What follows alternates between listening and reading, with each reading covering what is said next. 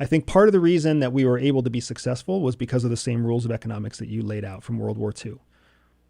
Our country, hugely unpopular. Western expansion was hugely unpopular at the time. The Civil War, nobody wants to see the Civil War again. Most people would say the Civil War was a traumatic and horrible, loss of life.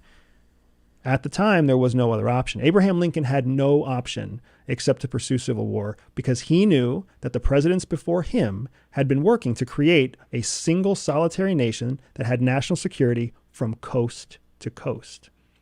We can say it was a fight for states' rights. We can say it was a fight for slavery. We can say it was a fight for lots of things.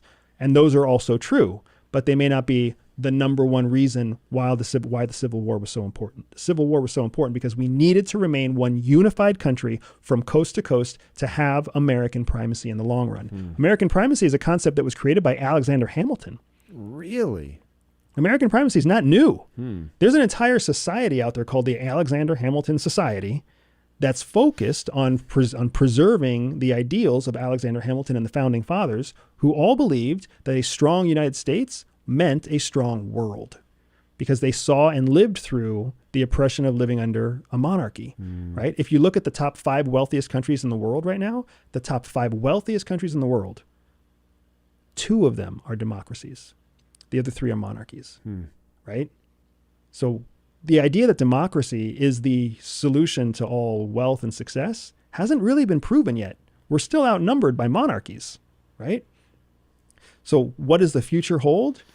The future will be conflict is coming. Multiple economists have pointed to it. You can see the writing on the wall, what my wife and I call the writing on the wall. Conflict is coming. What will that conflict look like is the bigger question. You talked earlier about how, you and I might be of the same ilk when it comes to, are we already engaged in World War III? Is World War III coming up? What will that World War look like? There is conflict coming. There is no reason for us to think it will look like it looked in World War II. If anything, conflict has proven to us that it evolves and changes just like technology and just like human thinking, right?